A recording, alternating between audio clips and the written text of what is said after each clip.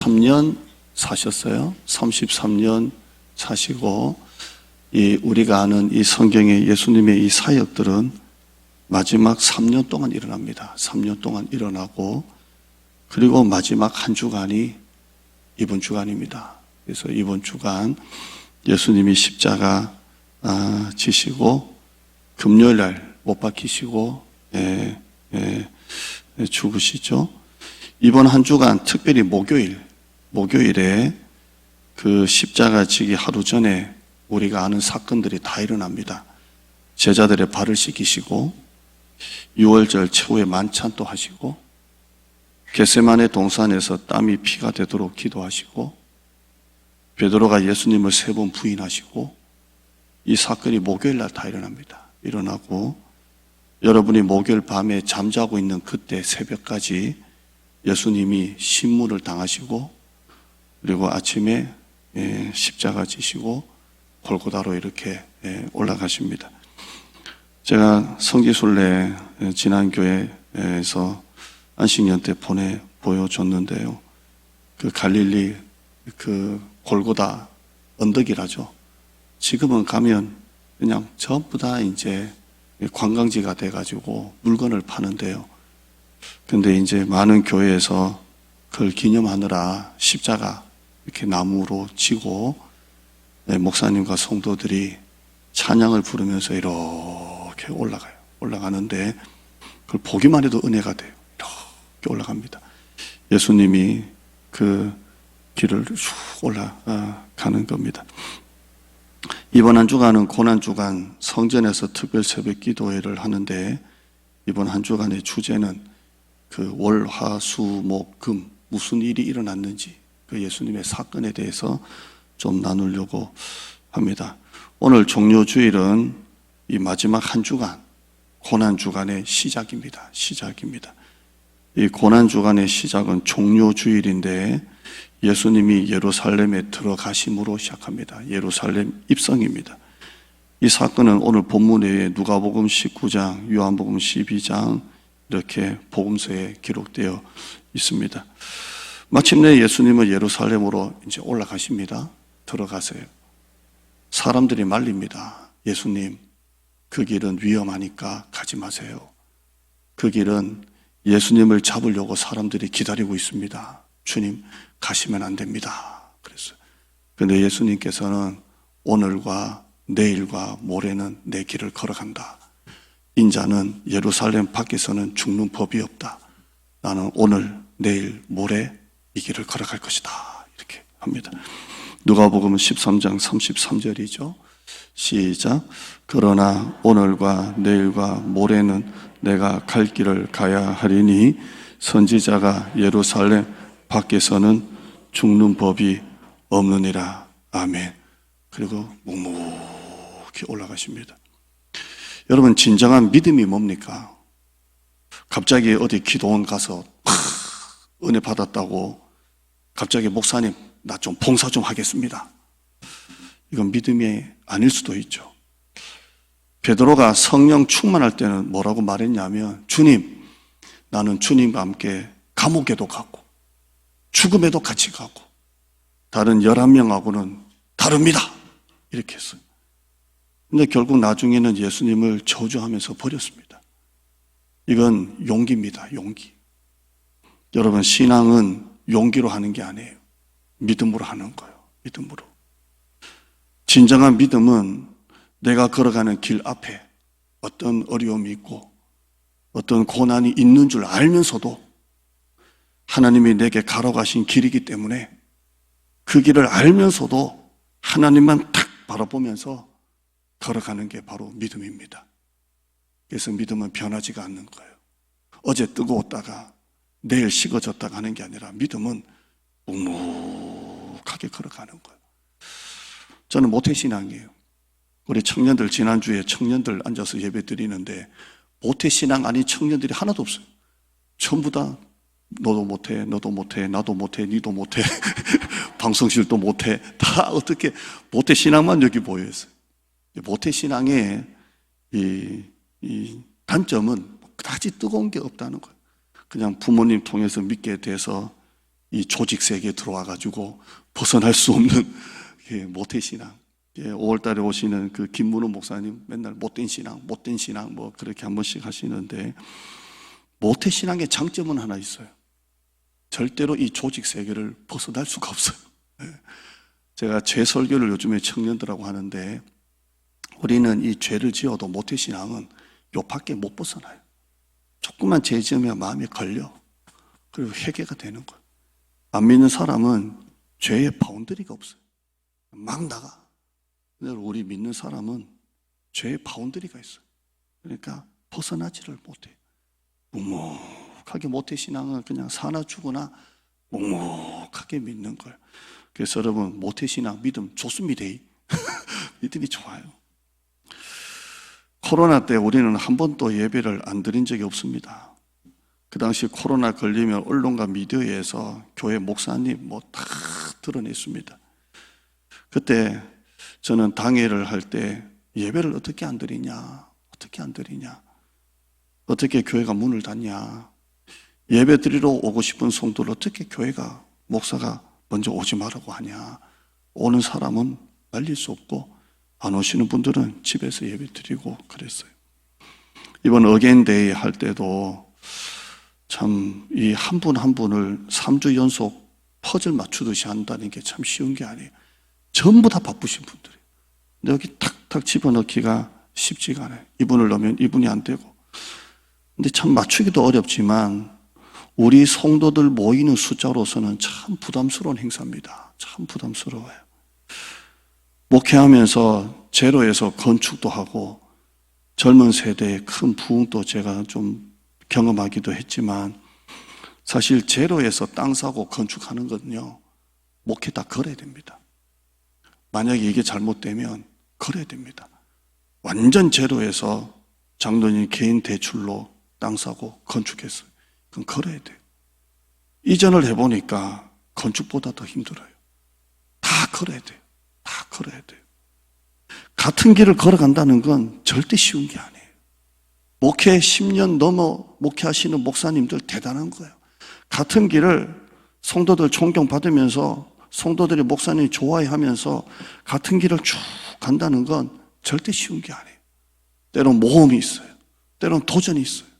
때론 요단강을 건너야 되는 그런 아주 어려운 리스크를 가지고 갈 때가 있어요. 믿음은 한번 으쌰 하는 게 아니에요. 베드로가 변화산에서 예수님을 만나고 난 다음에 너무 놀라는 거예요.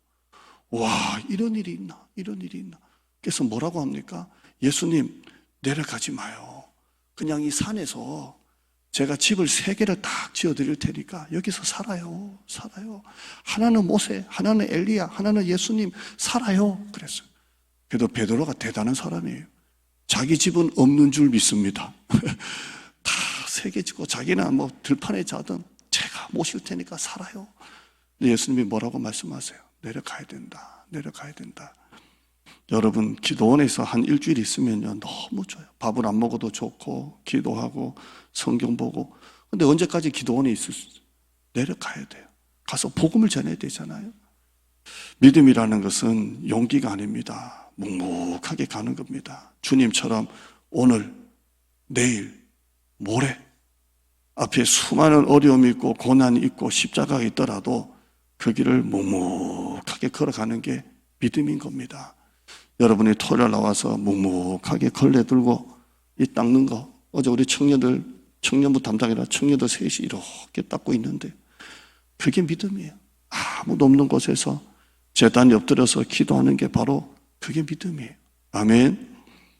예수님이 예루살렘 이제 들어가실 때, 입성하실 때 수많은 사람들이 호산나, 죄송합니다, 오늘 성찬식 쓸 건데, 호산나 왕이여 막 이래. 호산나가 뭐냐면 우리를 구원해 주세요, 우리를 구원하소서, 이겁니다. 호산나, 우리 왕이여 우리를 구원해 주세요, 이렇게 합니다. 이때 사람들은 종려나무 가지를 꺾어서 흔들었습니다. 우리가 그 옛날에 그 대통령 이렇게 당선인인가요? 카프레드 할 때 사람들이 길거리에 서서 뭘 흔듭니까? 태극기. 그 다음에 올림픽 금메달 땄을 때 옛날만 해도 카프레드 할 때 태극기 막 흔들듯이 종려나무 가지를 꺾어서, 화분 예쁜데 꺾어가지고, 그리고 어떤 사람들은 자기 겉옷을 벗어가지고 겉옷을 바닥에 깔았어. 레드카펫죠. 깔아가지고 어서 오세요. 웰컴 투 지저스. 그래가지고 막 흔들었습니다. 우리를 로마의 압제에서 해방시켜 주세요. 이스라엘 백성들이 예수님에게 원한 것은 죄로부터의 구원이 아니라 로마에서부터의 구원입니다. 생각이 달랐어요. 화면 한번 보실까요? 예수님께서는 죄로부터 우리를 구원하시기 위해 오셨어요. 근데 이스라엘 백성들은 로마로부터 우리를 구원해 주기를 바랬어요. 그러니까 완전히 다른 거예요. 그들이 예수님이 예루살렘 들어오실 때 좋아했던 것은, 야, 이제 우리가 로마 밑에 있다가 우리가 일제시대에 있던 것처럼 이제 로마 밑에 있다가 이제는 이분이 우리를 해방시켜 줄 거다.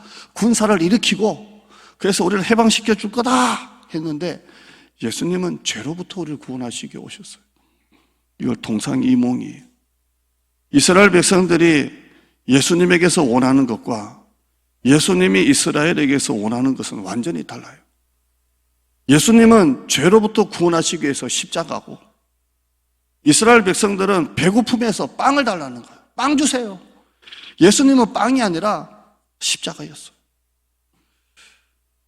개를 저는 집에서 여러 마리를 키웠습니다. 저희 아버님이 이런 개, 고양이를 좋아해서 개도 여러 마리 있었고 고양이도 여러 마리 있었습니다. 저도 개를 너무 좋아해요. 학교가 또 오면 개가 똥개, 발발이 또 뭐 큰 게 있지 않습니까? 그러면 개가 발을 번쩍 올려가지고 제 어깨에다가 탁 이렇게 올리면 제가 개를 막 감고, 저리 있었냐 해피야 막 이랬어요. 개하고 눈을 마주치며 교감을 해보세요. 얼마나 예쁜 줄 아세요? 그 눈을 딱 마주치고요. 학교 갔다 때 개가 벌써 좋고요. 저는 결혼하고 나서도 개를 3번 키웠습니다. 3마리죠. 3번을 키웠습니다. 근데 집에서 오면 개가 어떻게 아는지, 제가 이제 목회지에는 10층에 8층에 살았나? 잘 모르겠네.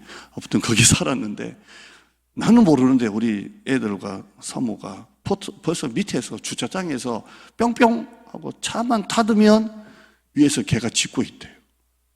진짠가 아닌가 모르겠는데 뿅뿅 소리를 구분하니, 그러면 벌써 10층에서 개가 이제 난리가 난 거예요. 반갑다고 문을 열면 막 난리가 나죠. 애들은 안 나와도 개는 나오는 줄 믿습니다. 개 키우는 맛이 그런가 봐요. 개도 집에 실세를 알아봅니다. 정말 이 힘이 세고 먹을 것을 주고 돈 많은 사람 알아봐서 거기는 또 꼬리치고 얌전하죠. 개가 참 요물이에요, 요물. 근데 여러분, 개는 주인보다 먹을 것에 관심이 더 많습니다. 먹을 것에.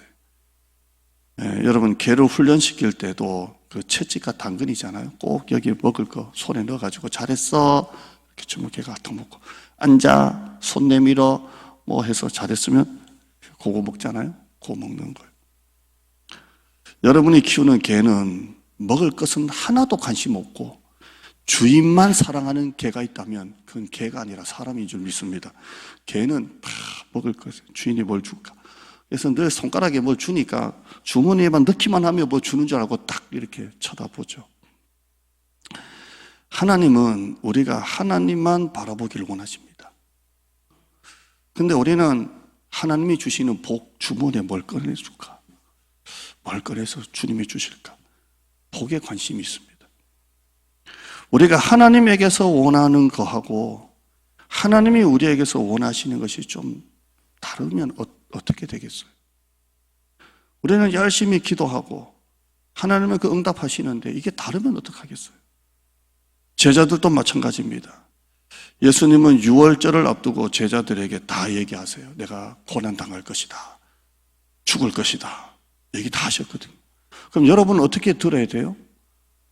주님 어떻게 하면 그럴 수가 있습니까? 뭐 이렇게 되는데, 이 제자들의 관심이 뭐냐면 예수님이 예루살렘에 들어가시면 로마에서 해방시킬 거고, 그러면 주님은 적어도 왕이 되실 거고, 유대인이 왕이잖아요. 그러면 자기는 그 밑에서 한 자리씩 할 줄 알았어요. 그래서 야고보와 요한 그 어머니 살로메죠. 살로메가 예수님께 살짝 찾아와 가지고 뭐라고 말합니까? 예수님, 주님의 나라가 임하면 딴 나라예요. 이 땅에 주님의 나라가 임해서 왕이 되시면 우리 야고보와 요한 얘들 하나는 오른쪽, 하나는 왼쪽에 좀 앉혀주세요. 이렇게 합니다. 이걸 가리켜서 따라합시다. 엄마 찬스 해주세요. 이렇게 합니다. 제가 학교 다닐 때 우리 어머니가 1년에 한 번씩 꼭 오셨어요. 예쁘게 입고 오셔가지고 선생님 잠깐 만나고 가면 선생님이 오라고 머리 한 번 쓰다듬어 줬어요. 다 그때는 뭐가 아멘 아이고 쓰다듬어 줬어요. 이렇게 해서 꼭 한 번씩 오세요. 우리 엄마 찬스 아멘. 저는 부교육자 할 때도 우리 어머니가 오셔서 예배 드리고 목사님 방에 들어갔다가 나오시면 목사님이 교육자 회의할 때 한번 이 목사 이 전도사 잘했다. 엄마 찬스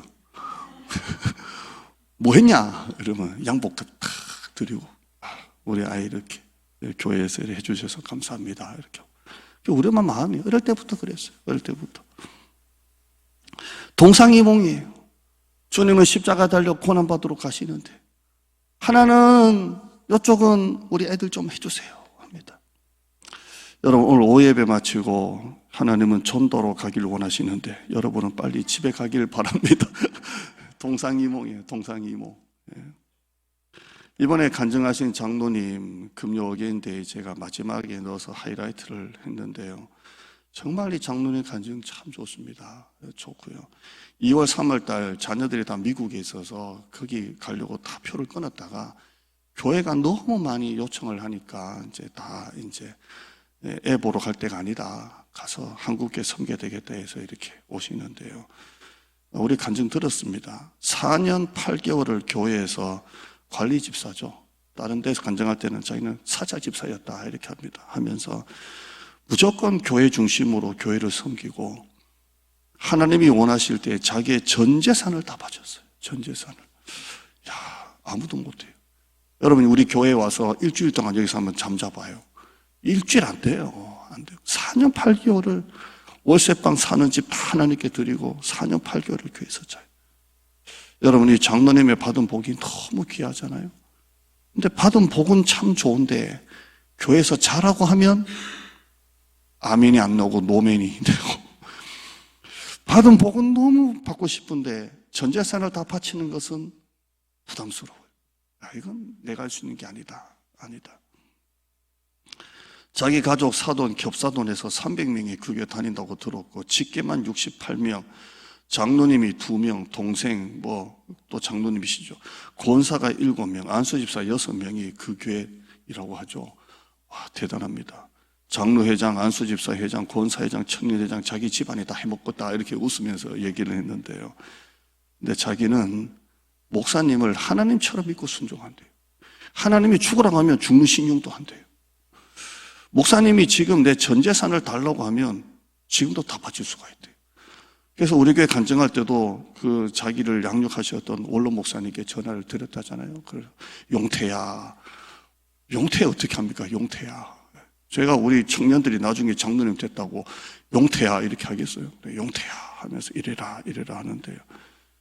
이분이 말씀 앞에 어린아이처럼 순종하는 거예요.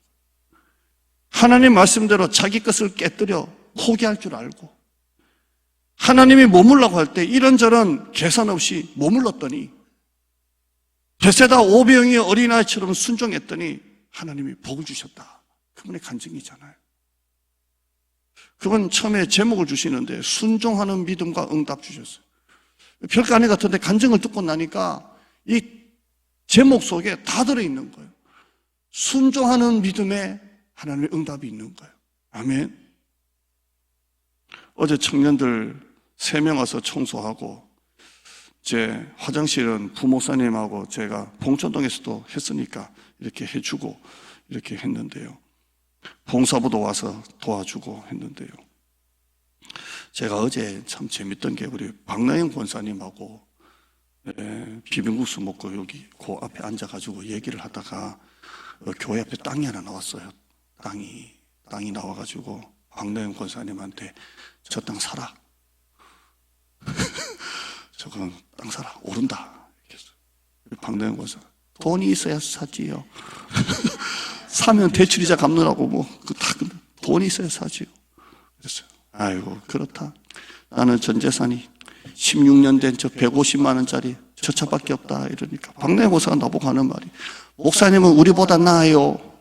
아멘. 자기 이름으로 차도 없어. 지금 차는 리스로 그냥 타고 다니니까, 아, 내가 더 낫구나. 내가 이분보다 재산이 150만 원 내 이름으로 더 많구나. 되는데. 여러분, 세상에 얼마나 잘 사느냐, 못 사느냐 상관없이 십자가 때문에 행복했으면 좋겠어요. 정말. 얼마나 더 많이 가지냐, 못 가지냐 보다 십자가 때문에 좀 행복했으면 좋겠어요. 십자가 때문에. 금요일날, 목요일이었네요. 사모가 우리 어게인데이 전도지가 좀 남아있으니까 다 하자. 사실 안 하려고 그랬어.